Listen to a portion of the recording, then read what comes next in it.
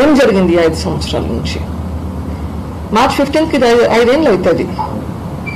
జనరల్గా ఇటువంటి case, murder case అంటే జనరల్గా 4-5 రోజుల్లో ఎవరు చేశారు అనేది తెలిసిపోవాలి. ఇది 5 ఏళ్ళకి ఇంకా ఎందుకు తెలియట్లేదు? బట్ ఇది 5 ఏళ్ళ క్రితం జరిగినా కానీ the roots were set in 2017. 2017లో ఎమ్మెల్సీ ఎలక్షన్స్ అప్పుడు వైఎస్ వివేకానంద రెడ్డి గారు కంటెస్ట్ చేశారు. ఆ ఎలక్షన్స్ లో ఆయనను ఓడించాలని ట్రై చేశారు.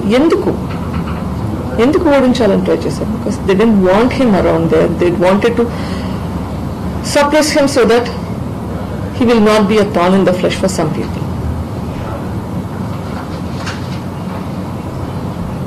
సొంత వాళ్ళ సహకారం లేక లేకపోతే మోసం చేయడం వలన ఓడిపోయారు.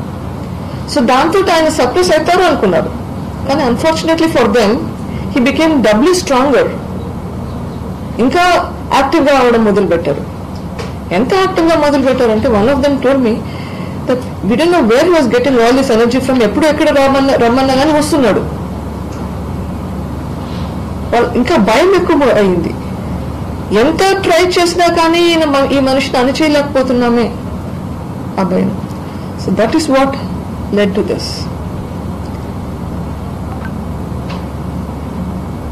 అన్ఫార్చునేట్లీ అప్పట్లో మాకు ఇదంతా అర్థం కాలేదు. ఇదంతా అర్థం అవడానికి చాలా టైం పట్టింది.